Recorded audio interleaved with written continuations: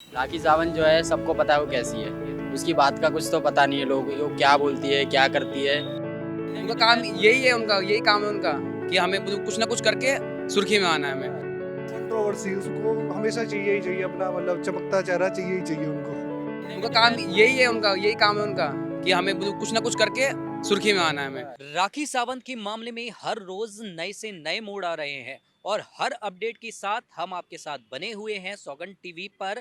लोगों की राय निरंतर हम जान रहे हैं कि क्यों राखी सावंत, आदिल और उनका जो एक लव का जो ट्रायंगल निकल के आता है निवेदिता के साथ, उसमें क्या है लोगों की राय।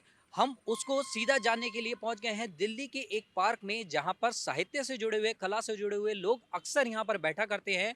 ये पार्क एनएचडी के बिल्कुल बराबर में स्थित है। तो हम जानते हैं यहाँ पर क्या है लोगों की राय।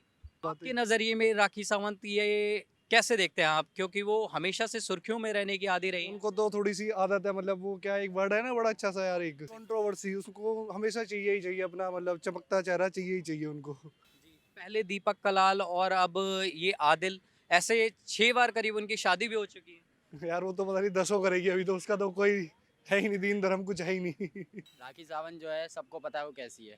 उसकी बात का कुछ तो पता नहीं है, लोग वो क्या बोलती है क्या करती है। उन्होंने आदिल पर रेप जैसे संगीन आरोप भी लगाए। बिल्कुल, वो तो देखो लगाए होंगे, मैं नहीं कहता कि नहीं किया, हो भी सकता है किया भी हो, लेकिन एक बंदे का जो इमेज है, जैसे आप अगर 10 बार झूठ बोलोगे, है ना, फिर लेकिन आप अगली बार सच बोलोगे तो लोग बोलेंगे आप झूठ ही बोल रहे हो। तो उसकी इमेज के ऊपर हो भी सकता है उसने किया हो, तो वो बात की बात है, वो जांच की बात और है। क्या होता है कि अगर कोई हस्ती है, अगर उसका फेम नीचे आ जाता है तो सुर्खी में आने कुछ ना कुछ करना पड़ता है। तो मुझे तो ये लगता है कि सुर्खी में दोबारा सुर्खी में आने के लिए। राखी शुरू से ऐसे सुर्खियां बटोरते हाँ, हुए भी आई है। उनका काम यही है, उनका यही काम है उनका कि हमें कुछ ना कुछ करके सुर्खी में आना है हमें, चाहे कुछ भी हो, किसी के ऊपर आरोप लगा दो, क्या कुछ कुछ कर दो।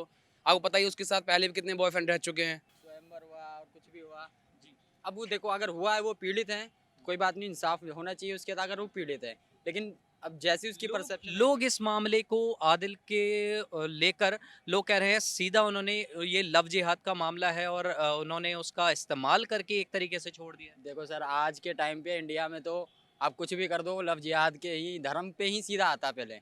ये नहीं सोचते कि वो क्राइम हुआ, एक क्रिमिनल है, नहीं भैया, वो इस धर्म का है, उसने इसे ये बोल दिया, ये नहीं, ये देखना चाहिए ना भाई, क्रिमिनल है वो, कोई से भी धर्म का हो भाई साहब, वो क्रिमिनल पहले है, धर्म उसका बाद में होना चाहिए। लेकिन अब उल्टा होता है, पहले उसका धर्म देखते हैं, फिर उसके हिसाब से उसकी क्रूरलिटी और मतलब जो उसे कहते हैं बर्बरता, वो डिफाइन करते हैं। अगर मेजोरिटी पक्ष का है तो उसे सोचते हैं चलो हुआ, लेकिन दूसरे पक्ष का हुआ तो ज़्यादा हुआ, है ना, ये है बस।